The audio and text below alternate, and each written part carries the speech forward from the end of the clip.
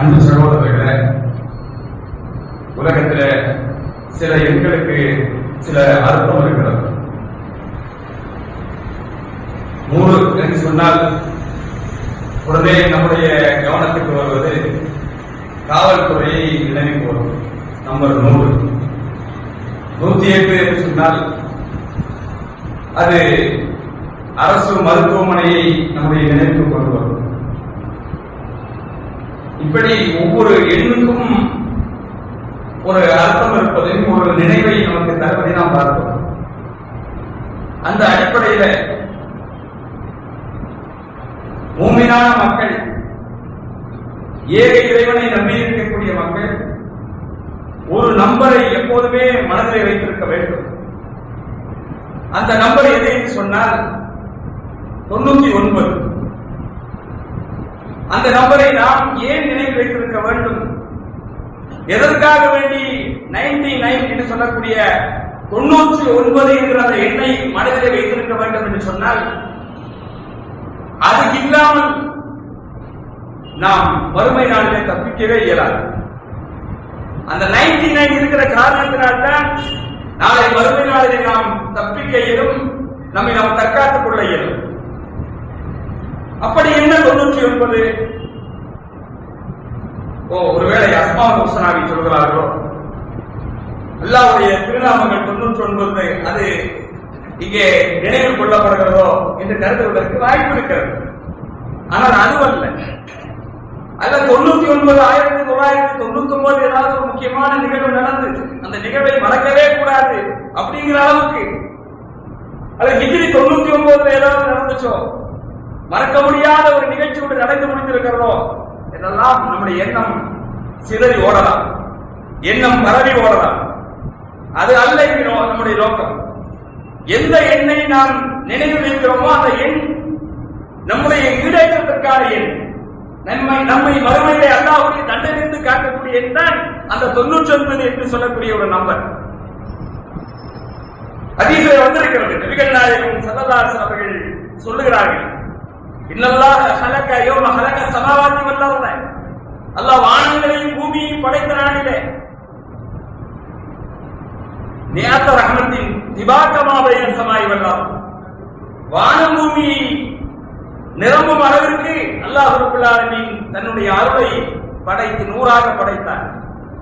ஃபஜால மின்ஹா பில்லாஹி ரஹ்மத்தன், அந்த 100 அருளிலே 100 வகையான ரஹ்மத்திலே ஒன்றை இந்த பூமியிலே வைத்து விட்டார்.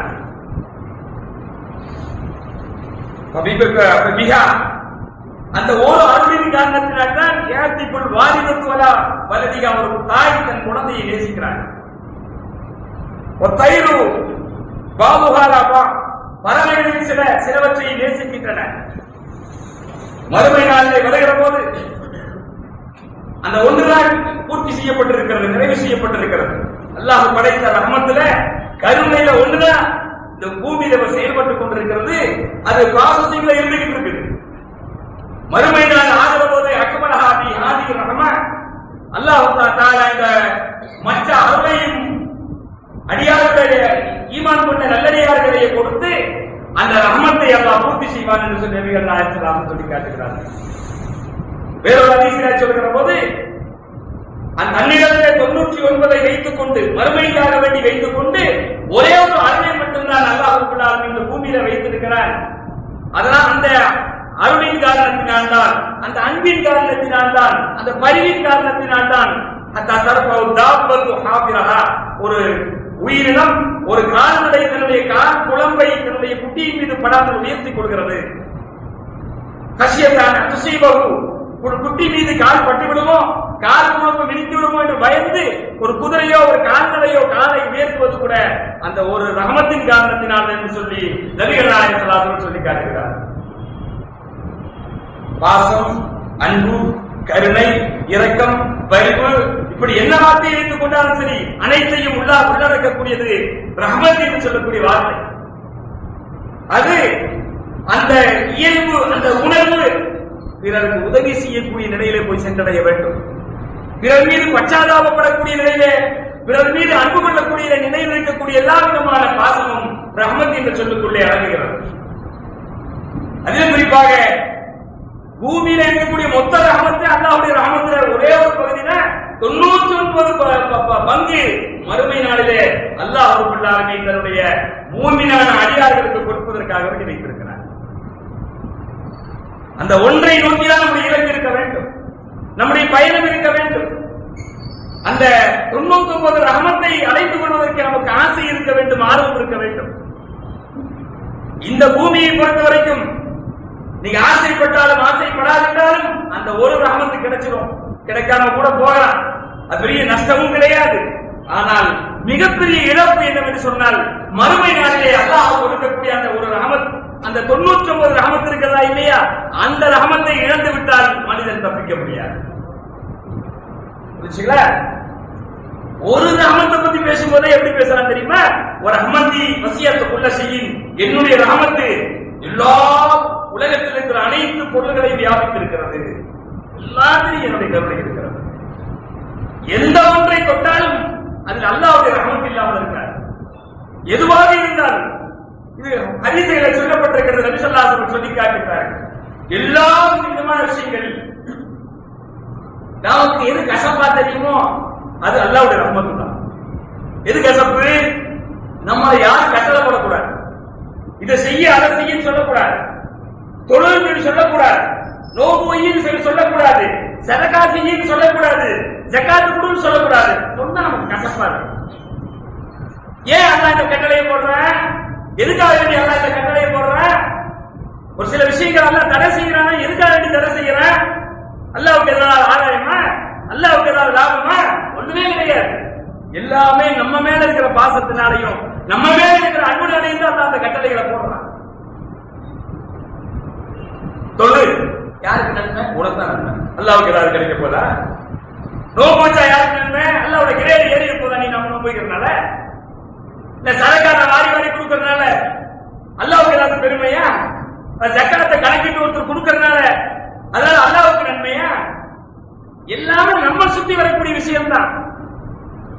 நம்மள நரகத்திலிருந்து காப்பாற்றுறதுக்காக வேண்டி, நம்மளை நல்லடியாராக மாற்றுறதுக்காக வேண்டி, அல்லாஹ்வுக்கு செய்ய வேண்டிய கடமைகளை செய்வதற்காக வேண்டி, அடியார்களுக்கு செய்ய வேண்டிய கடமைகளை செய்வதற்காக வேண்டி அல்லாஹ் போட்ட ஒரு செட்டப். அல்லாஹ் நம்மளை ஈடுபடுத்திக் கொண்டிருக்கிறார். அந்த கட்டளைகள் மூலமாக நம்ம செலுத்திக் கொண்டிருக்கிறார், இயக்கிக் கொண்டிருக்கிறார்.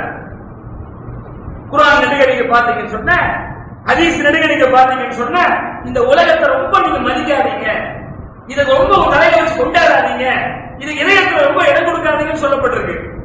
என்னப்பா இதை போய் இப்படி இது இஸ்லாத்தை குறித்து சில பேருக்கு இதுல கொஞ்சம் டவுட் வரும். இவ்வளவு இன்பமான விஷயங்களை போய் என்ன செய்யுது அர்த்தம் சொல்லுது. ஒவ்வொன்றும் ருசிச்சு ருசிச்சு அவன் அனுபவிச்சுட்டு இருக்கிறான், சுகிச்சு சுகிச்சு அனுபவிச்சுட்டு இருக்கிறான், ரசிச்சு ரசிச்சு அனுபவிச்சுட்டு இருக்கிறான். இதை போய் இந்த அற்பமானதுன்னு குர்ஆன் சொல்லுது. குறைந்த வாழ்க்கை வசதி சொல்றான், ஏமாற்றக்கூடிய உத்திகள் என்று எல்லாம் சொல்றேன், சைத்தானுடைய ஏமாற்றுவார் என்று சொல்றேன், கொசுடைய ரக்கையுடைய மதிப்பு கூட இந்த துனியாவுக்கு கிடையாதுன்னு சொல்லி இஸ்லாம் சொல்வது டவுட் கூட வருது சில பேருக்கு. ஏன் அதான் சொல்ற? எதுக்கு சொல்லணும்? ஏன் அல்லாஹ் தஆலா இந்த துனியா அற்பமானதுன்னு சொல்லணும், குறைந்த வாழ்க்கை வசதின்னு சொல்லணும், இதை கண்டு ஏமாந்துடாதீங்க, உங்க உள்ளத்துல முழுமையா இதற்கு இடம் கொடுத்தாதீங்க ஏன் சொல்லணும்? எதுக்காக வேண்டி சொல்லணும்? அல்லாஹ் உனக்கு வேற ஒண்ணு கொடுக்குறது ரெடியா இருக்கிறான். இதுல கிடந்து அவங்க உங்க மனசை வரி கொடுத்துறாருப்பா, உனக்கு வேற சிறந்த ஒண்ணு ரெடியா வச்சிட்டு இருக்கிற, அதுக்கு அதை நோக்கி நீ பயணம் பண்ணு, அதுக்கு நீ தயாராக அப்படிங்கிறதுக்காக வேண்டிதான் இதுல நீ முழுசா ஈடுபட்டு கூடாது, இதுல உள்ளத்துக்கு இடம் கொடுத்துட கூடாதுங்கிறதுக்காக வேண்டிதான் உன்னை நேரிய பாதையை நோக்கி இலக்கை நோக்கி உன்னை கொண்டு கொண்டு அல்ல ஆசைப்படுறான்.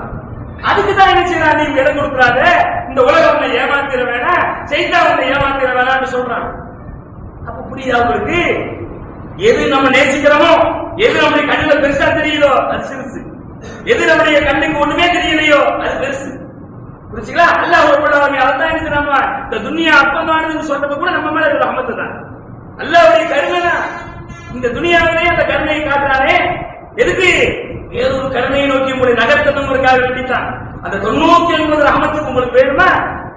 நான் சொல்றது ரஹமத்தாக நான் சொல்லக்கூடிய இந்த விஷயங்களை இன்னைக்கு கணக்குல வச்சுக்கோ, மனசுல வச்சுக்கோ அப்படின்னு சொல்றான். அல்லாஹ் ஏன் சில விஷயத்தை கொடுக்கல நமக்கு?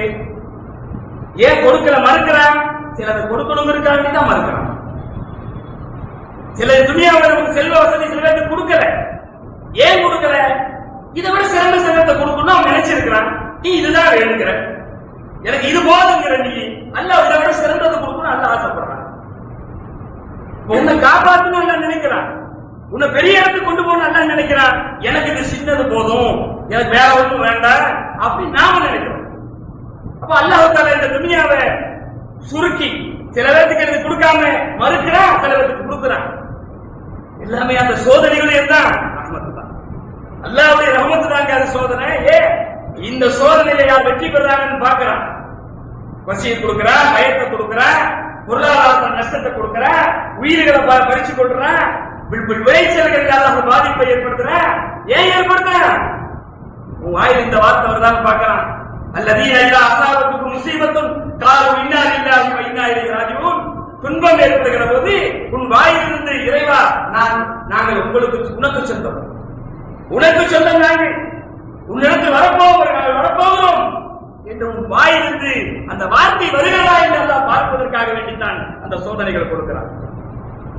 பொருளாதாரத்தை நஷ்டத்தை கொடுக்கிறான், கஷ்டத்தை கொடுக்கிறான், குழந்தை குட்டிகளை மௌத்தாக்குறான், எல்லாத்தையும் கொடுத்து போட்டு வாயிலிருந்து என்ன வருது பார்க்கிறான். இன்னா லில்லாஹி வ இன்னா இலைஹி ராஜிஊன் வருதா? இல்ல வேற ஏதாவது சொல்றியா? நீ எல்லாம் ஒரு தெய்வமா, நீ எல்லாம் ஒரு கடவுளா, உனக்கு எல்லாம் கண் இருக்குதா, இப்படி பேசுறானே சராசரி மனுஷன், அந்த மாதிரி ஒரு மூமின் பேசுகிறானா என்று சோதிக்கிறான். நபி ஸல்லல்லாஹு அலைஹி வஸல்லம் வாயில வந்த அந்த வார்த்தை வந்திருக்கணும். என்ன சொல்றாரு? என்ன வார்த்தை வரணும்? இன்னல் ஐன ததுமு வல் கல்ப தஹ்சனு வ இன்னா இப்ராஹிக யா இப்ராஹீம் லமஹ்சூரு. மகன் இப்ராஹிம் இறந்த போது 1.5 வயசு குழந்தை இறந்து போச்சு, கையில மௌத்த ஜனாசாவை கையில வச்சுக்கிட்டு ரசூலுல்லாஹ் பேசுறாங்க. என்ன பேசுறாங்க? கண்ணுல தண்ணி வருது, உள்ள ரொம்ப வருத்தமா இருக்குது, எனக்கு ரொம்ப வேதனையா இருக்குது. மகனே, உன்னுடைய பிரிவு என்னை வேதனைப்படுத்துகிறது. ஆனால் வலா நகூலு இல்லாமா யர்தா ரப்புனா, என் ரப்பு விரும்பாத எந்த வார்த்தையை நான் வெளியிட மாட்டேன் என்று நபி ஸல்லல்லாஹு அலைஹி வஸல்லம் சொல்லி காட்டுறாங்க. இந்த வாயிலிருந்து நான் அல்லாஹ்வுக்கு நான் இந்த வார்த்தையை சொல்ல மாட்டேன். இத்தனைக்கும் பிறந்த ஆண் குழந்தை எல்லாமே வரிசையா மௌத்தா போயிட்டு இருக்குது. ஒரே ஒரு குழந்தை இறந்த போது சொல்லலங்க, அப்துல்லா இறந்து விட்டார், காசிம் இறந்து விட்டார், இப்ராஹிம் இப்போது இறந்திருக்கிறார். இந்த நிலையில் தான் அல்லாஹ்வுடைய தூதருடைய வாயிலில் வருகிறது. நான் நகூலு இல்லாமா யர்தா ரப்புனா, ரப்பு விரும்பாத எந்த வார்த்தையும் நான் சொல்ல மாட்டேன் என்று சொன்னார்களே, இந்த வார்த்தை நம்முடைய வாயிலிருந்து வருகிறதா என்று அல்லாஹ் பார்க்கிறார். அதற்காகத்தான் மறுக்கிறார், அதற்காகத்தான் எடுக்கிறார், அதற்காகத்தான் பறிக்கிறார், அதற்காகத்தான் இந்த பாதிப்புகளை எல்லாம் ஏற்படுத்துகிறார் என்பதை புரிந்து கொள்ள வேண்டும். தன்னை குறித்து அல்லாஹ் எச்சரிக்கிறார். எதுக்காக எச்சரிக்கிறார்?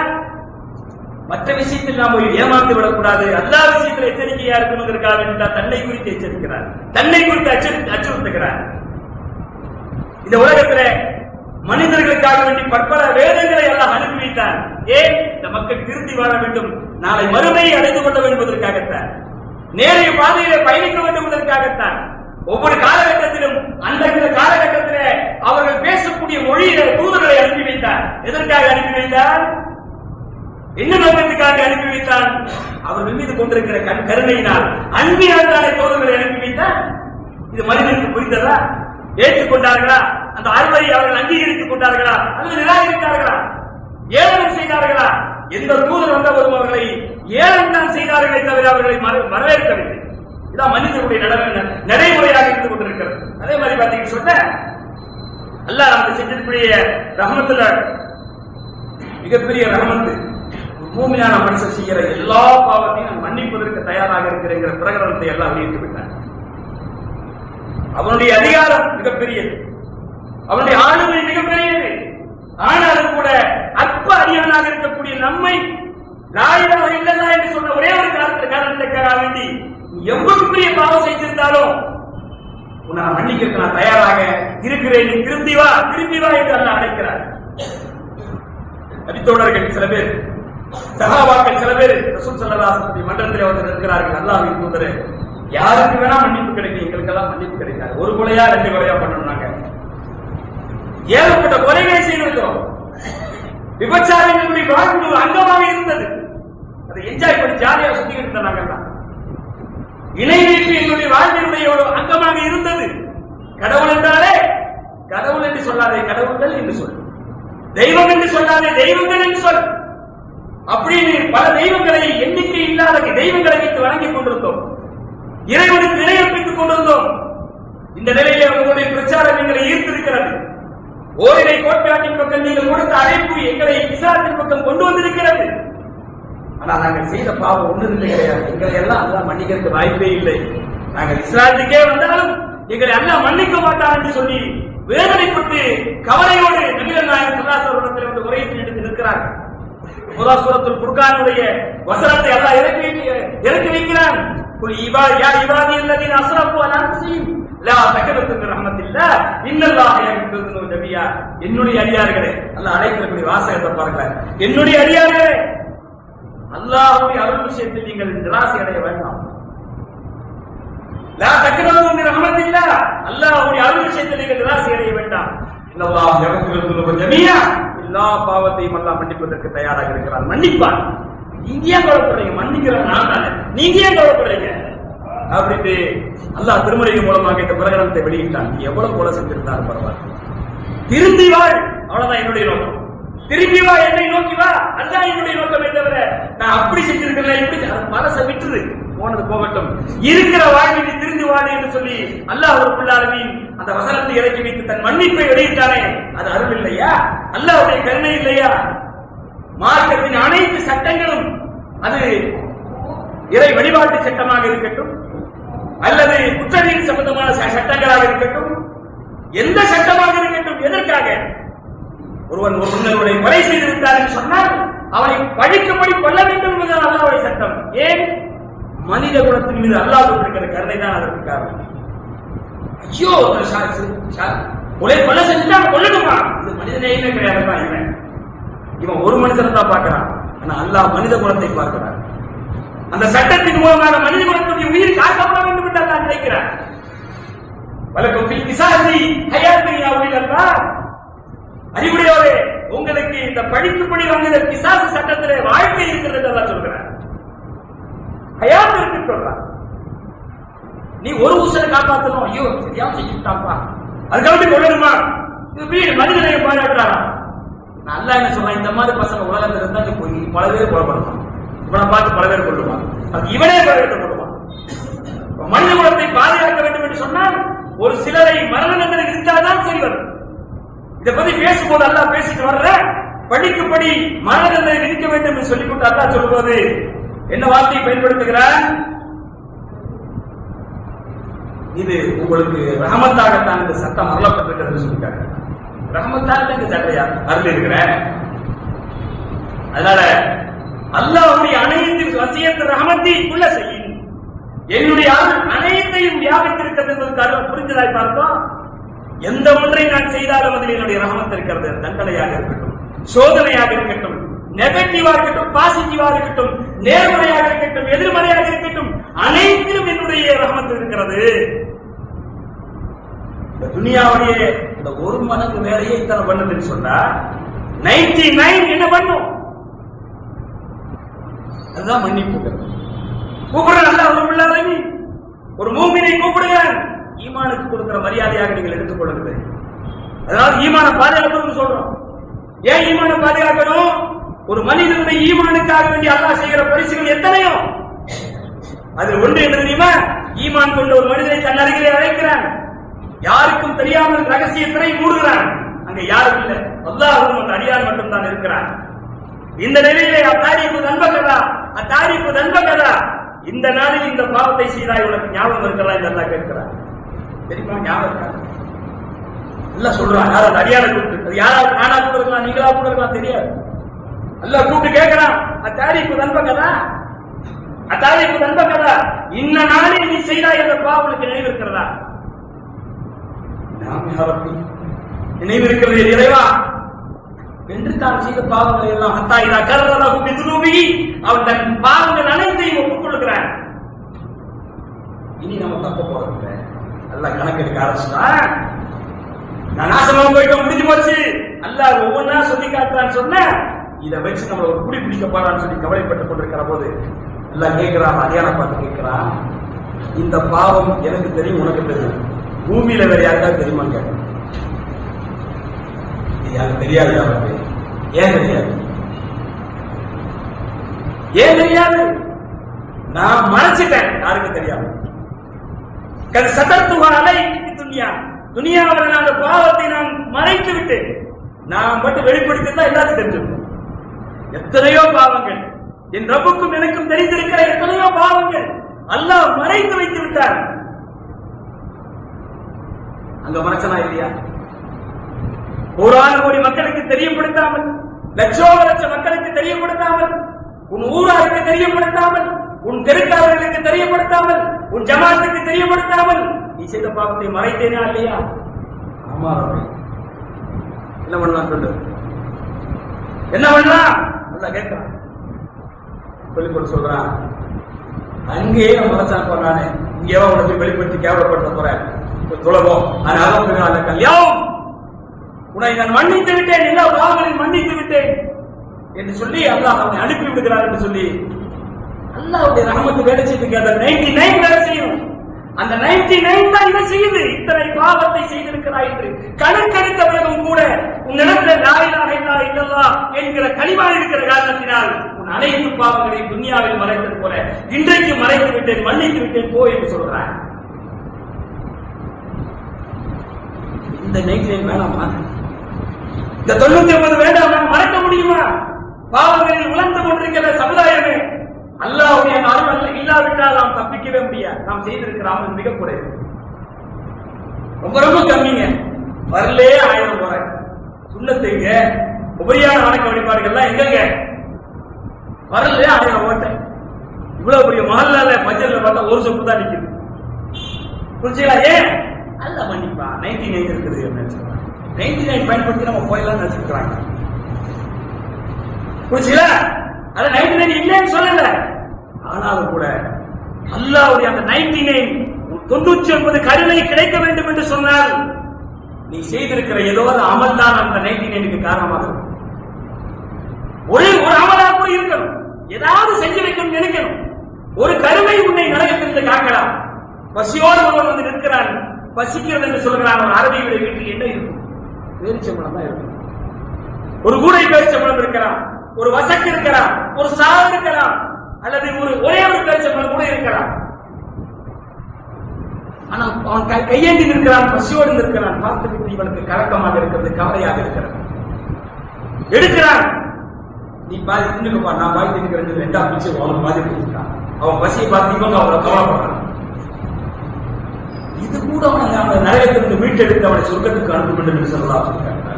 இத்தகுன்னா ஒரு பேரிச்சம்பழத்துடைய ஒரு துண்டாவது உன்னை நரகத்திலிருந்து விடுதலை செய்வதற்குண்டான வேலையை செய்து அந்த வேலை செஞ்சு வைக்கிறாங்க.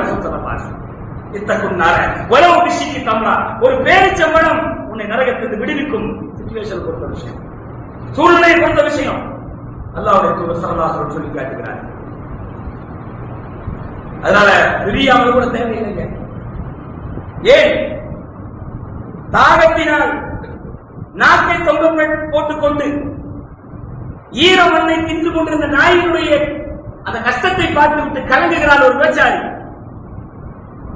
தவறான தொழிலில் ஈடுபடக்கூடியவள், இருந்தால் ஈமான் கொண்டவள். வருத்தம் ஏற்படுகிறது பெண்ணுக்கு. எனக்கு இருக்கிற தாய் தான் அந்த நாய்க்கு இருக்கும் சொல்லிட்டு தன்னுடைய கால்முறையை கலற்றி கிணற்றுக்குள்ள இறங்கி தண்ணீர் எடுத்து வந்த நாயுடைய தாகத்தை அவர் தணித்தார். அவர் அதனுடைய வயிற்றுக்குள்ளே அந்த தண்ணீரை திணித்தார். அல்லாஹ் சுப்ஹானஹு வ தஆலா அதற்காக வேண்டி நரகத்திலிருந்து அவரை விடுவித்தார் என்று சொல்லி நபி ஸல்லல்லாஹு அலைஹி வஸல்லம் சொல்லிட்டார். விஷயம் ஒண்ணும் இல்லைங்க. நான் அந்த சிச்சுவேஷன் பொறுத்து நம்ம சொல்ல அமல் செய்யக்கூடிய நேரம் இருக்கிறதுல அதை பொறுத்து விஷயம். பேரிச்சம்பழத்துக்கு ஒரு துண்டு உங்களை நரகத்திலிருந்து காத்து சொர்க்கத்துக்கு அனுப்புகிறது. அதனால இனிமேல் நான் பேரிச்சம்பழத்துல துண்டு தான் கொடுப்பேன் செஞ்சு அதெல்லாம் அர்த்தம். அது இடம் வேறு. எந்த இடம் ஒண்ணுமே இல்ல. அவர்கிட்ட இருக்கிறது பேரிச்சம்பழத்துக்கு ஒரு துண்டு என்று சொன்னால் அந்த நேரத்தில் நீ கொடுக்கிறாய், அவனுடைய மனசு பெருசுன்னு இருக்கும். எனக்கு என்ன நான் எப்படி போனா என்னன்னு சொல்லி போகாம இதுவும் ஒரு உயிர் தானே என்று நினைக்கிறாளே, அவள் செய்கிற தொழில் தவறாக இருந்தாலும் அந்த ஜீவ காருண்யம், அந்த ஜீவன் மீது இருக்கக்கூடிய கருணை அவனை நரகத்திலிருந்து விடுதலை செய்கிறது. 99 அடைய வேண்டும் என்று சொன்னால் வேறு சில அமல்கள் இருக்கின்றன. அதை செய்தால் அல்லாஹ்வுடைய 99 மடங்கு ரஹமத்தை நீங்கள் மறுமையிலே அடைந்து கொள்ளலாம். அல்லாஹ்வுடைய தூதர் சொல்லி காட்டுகிறார்கள். திருமறை குர்ஆன் சொல்லுகிறது அதை 3ஆம் அத்தியாயம் 132 சொல்லும்போது அல்லாஹ் சொல்றான், உங்களுக்கு அல்லாஹ்வுடைய கருணை வேண்டுமா? அல்லாஹ் சொன்னபடி ரசூல் சொன்னபடி கீழ்ப்படுத்தி நடங்க. அத்தியுல்லாஹ் வ அத்தியு ரசூல் லஅல்லகும் துர்ஹமூன். அல்லாஹ்வுடைய ரஹமத்தை அடைந்து கொள்ள வேண்டும் என்றால் நீங்கள் அல்லாஹ்வுக்கும் தூதருக்கும் நீங்கள் கட்டுப்படுங்கள்.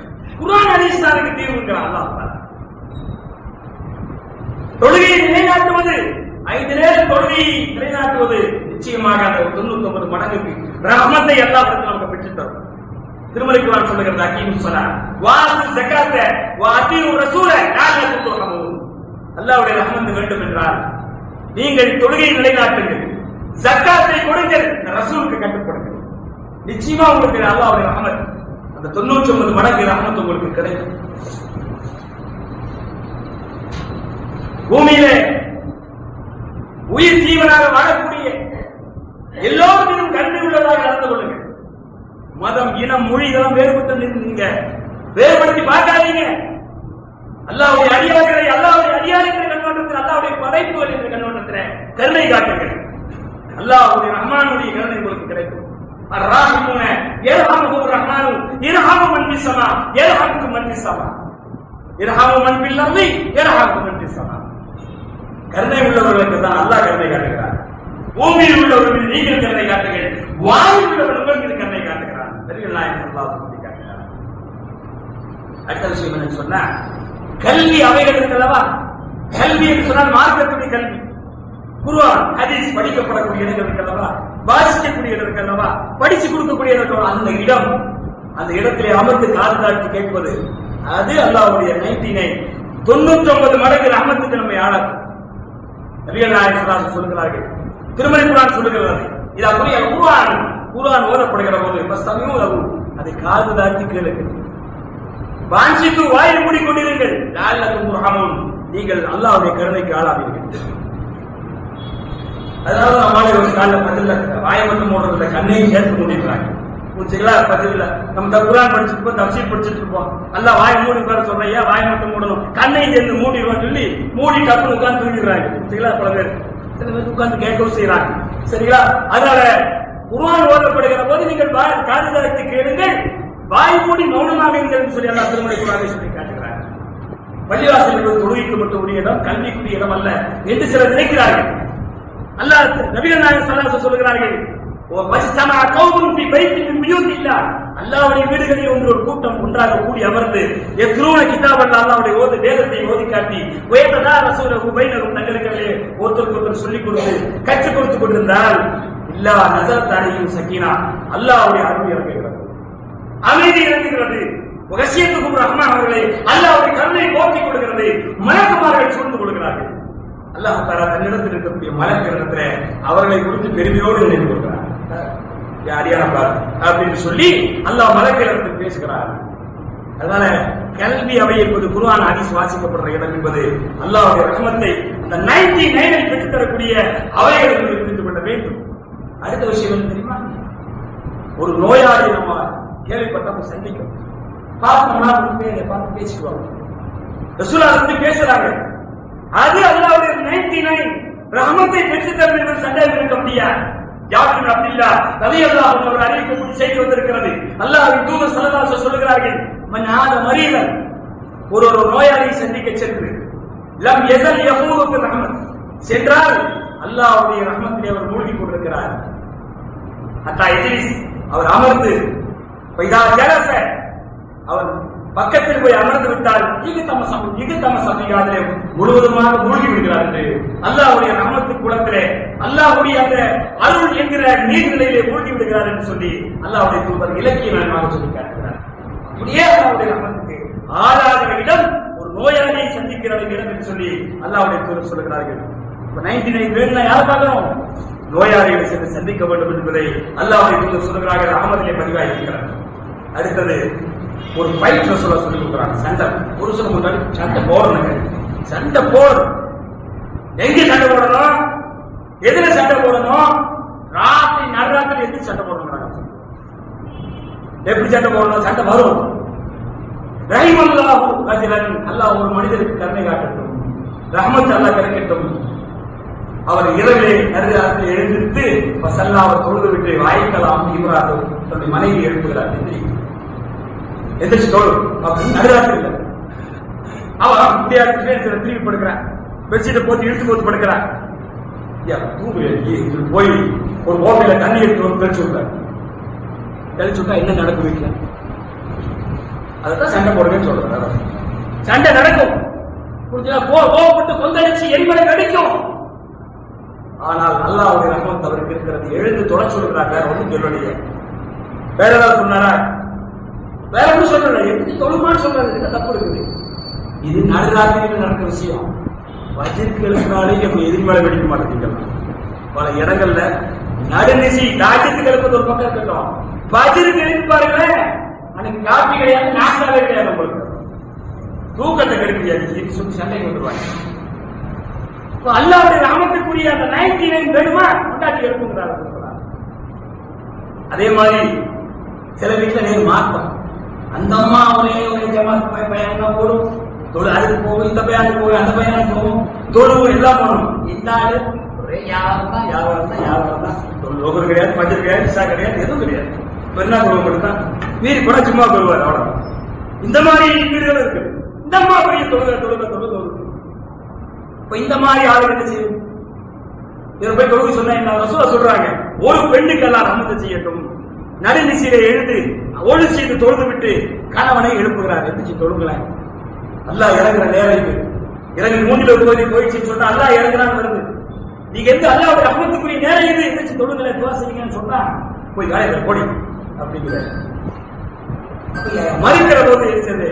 திரும்பி படுத்துட்டார். கொஞ்சம் தண்ணி எடுத்து வந்து அவர் மேல தெளிக்கிறான். எழுப்புறா. அந்த பெண்களெல்லாம் ரஹ்மத்தை செய்யணும் என்று சொல்றாங்க.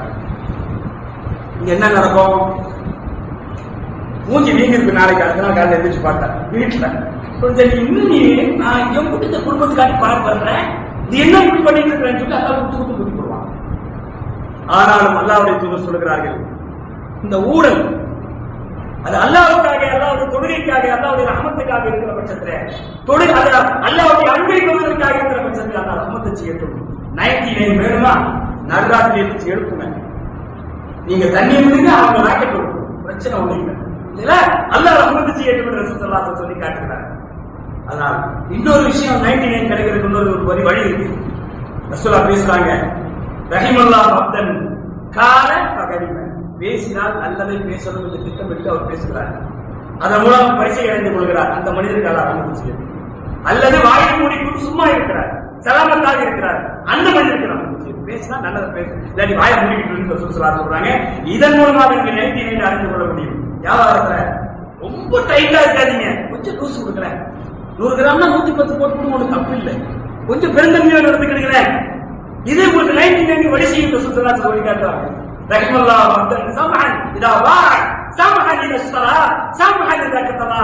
கொடுக்கிற போதும் வாங்குகிற போதும் பெருந்தன்மையோடு நடந்து கொள்பவர், நீதி வழங்குகிற போது பெருந்தன்மையோடு நடந்து கொள்ளக்கூடிய அல்லாஹ் ரஹ்மத்தை செய்யட்டும். 99 அவருக்கு இருக்குது என்று ரசூலுல்லாஹ் சொல்லி காட்டுறாங்க.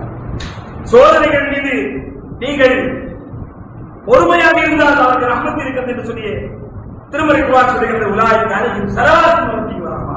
அவர்களுக்கு அல்லாஹ்வுடைய அருள் இருக்கிறது. சண்டை போட்டு இருக்கிறாங்களா? நல்லா போடணும்னு சொல்லி உங்களால முடிஞ்ச அளவுக்கு ஏற்றி விடாதீங்க. போய் குடும்பத்தில் இருந்தாலும் வெளியில் இருந்தாலும் அந்த இணக்கத்தை ஏற்படுத்த முயற்சி பண்ணுங்க. அல்லாஹ் உங்களுக்கு என்னை காட்டுவான்னு சொல்றாங்க. அல்லாஹ் திருமறையில சொல்லி காட்டுகிறான். ஹதீஸ்கள் இருக்கிறது. எப்படி இருக்குது? நம்ம மூமினூன இஹ்வா, இந்த மூமின்கள் எல்லோருமே சகோதரர்கள். சகோதரர்களுக்கு இணக்கத்தை ஏற்படுத்துங்க. வத்தகுல்லா, என்ன பயப்படுங்க, என்னுடைய ரஹ்மத்துக்கு நீங்கள் ஆளாதீர்கள் என்று சொல்லி சூரத்துல் ஹுஜராத்துடைய 10வது வசனத்தில் அல்லாஹ் சொல்றார்.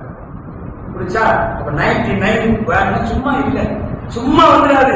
இந்த மாதிரி அமல்களை சொல்லிவிட்டு தான் அல்லாஹ் லஅல்லக்கும் துர்ஹமூன், லஅல்லக்கும் துர்ஹமூன், உங்களுக்கு என்னுடைய அந்த ரஹ்மத் வேண்டும் என்று சொன்னார். இது எல்லாம் செய்யுங்கள் என்று சொல்கிறார். சுருக்க சொன்னால் அல்லாஹ்வுக்கும் ரசூலுக்கும் கீழ்ப்படிந்து நடப்பதே அது 99 வழிவகுப்பு என்பதை புரிந்து கொள்ள வேண்டும்.